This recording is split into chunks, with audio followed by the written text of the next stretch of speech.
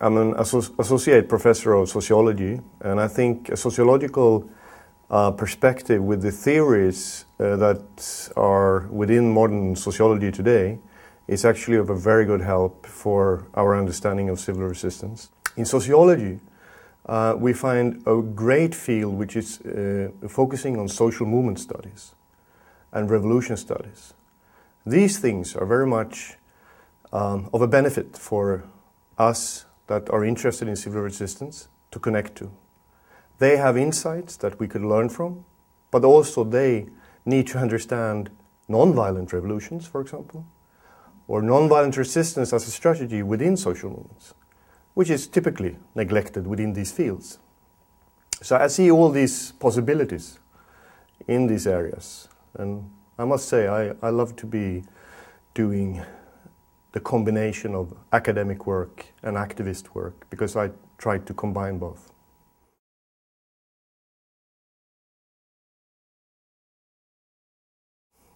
I think, honestly, I could say that I got drafted by my parents.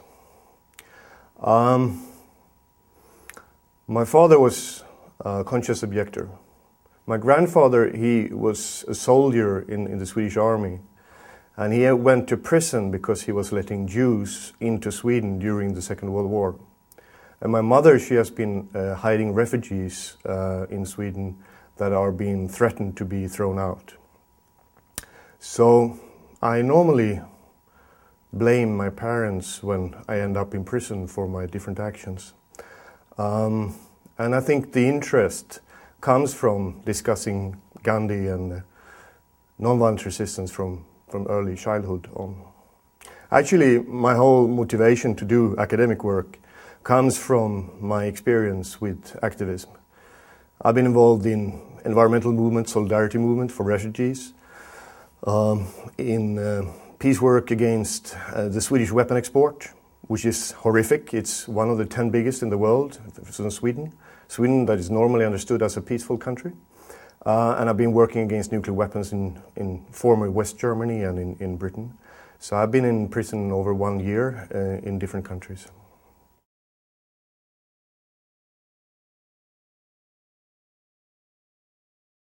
So I was organizing a blockade of a nuclear base in Scotland. It's the place where the British are having their nuclear submarines, the Trident submarines, right? It's outside Glasgow, 1 hour outside. It was a blockade which was quite unusual. I called for a conference where people would come from all disciplines, nuclear physics, sociology, anthropology, ecology, and whatever, to present their academic papers on their views on the nuclear weapons, Trident, international relations, and so on. But we didn't have the conference at the university in Glasgow. We had the conference on the street, in front of the base, where people having name tags. We had a program, we had discussion groups, there were students taking part and so on. There were academics from about 50 countries around in the world. We were closing the base during our discussions of the nuclear weapons. So when people are presenting their papers, we were standing on the street and we were discussing these analyses of, for example, depleted uranium, the use of depleted uranium in war, how that connects to the nuclear industry. And there were other people presenting their papers on how civil disobedience have been helping to liberate countries from militarism and so on. At the same time, the police were around us, not knowing really what to do. Some of the police were interested to listen to the presentations, but at the same time, we were closing the base. So they needed to take us away.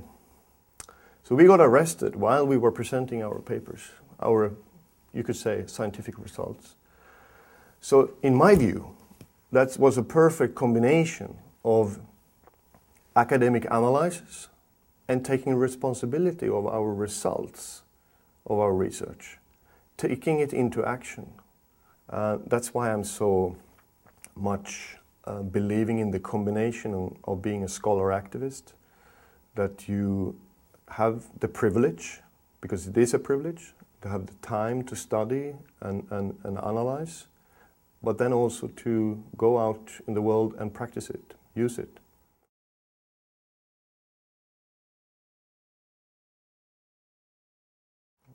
One of the groups that I really admire is the MST, the landless movement in Brazil. And they regularly have the photos of Che Guevara and so on their homes or in their offices and so on. But they know that if they take up arms, they will be crushed. So they use civil resistance, and with very great success. One of the things that I find really interesting, and which MST is doing, is that they combine the two aspects that Barbara Deming was speaking about, that nonviolence is a matter of using two hands. On the one hand, you say stop to the other. On the other hand, you raise out your hand to say hello. So this combination of resistance, but also to build up new relationships, I think is a very powerful transforming tool. All right?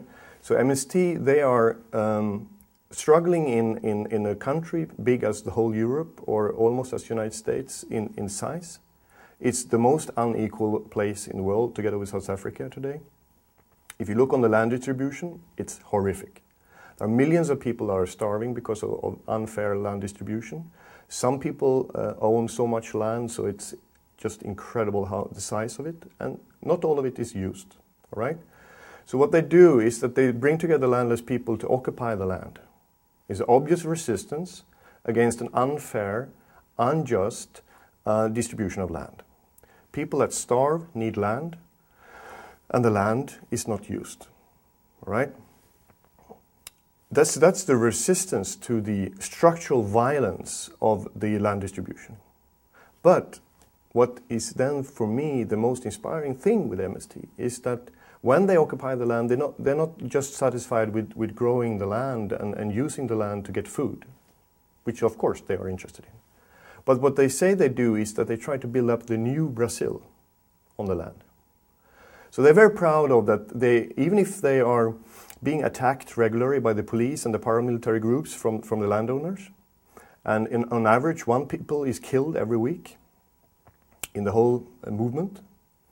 Despite that, they're peaceful, pragmatic reasons, as I said. But they build up in black plastic tents schools for the children immediately when they move in there. And they have a pedagogic which is different. They want to teach them different things than are normally taught in Brazilian schools. And they try to grow the land in cooperatives. They use ecological methods. And they create a new way of, you could say, creating development from below. I visited them several times, and I think that this is so inspiring because they use, you could say, what they fight for, what they have as a vision, they use that as the tool to resist the injustice. So it's not just sitting down on the land saying, we claim this land. It's not just saying no to the injustice, but it's also saying yes to the vision. They are practicing the vision, not just talking about it in a political program, but they materialize it on the ground with cooperatives, ecological farming, democratic decision making, all that. So for me, it's such a strong way of doing civil resistance, in the way that you use what you are fighting for in order to fight against the injustices.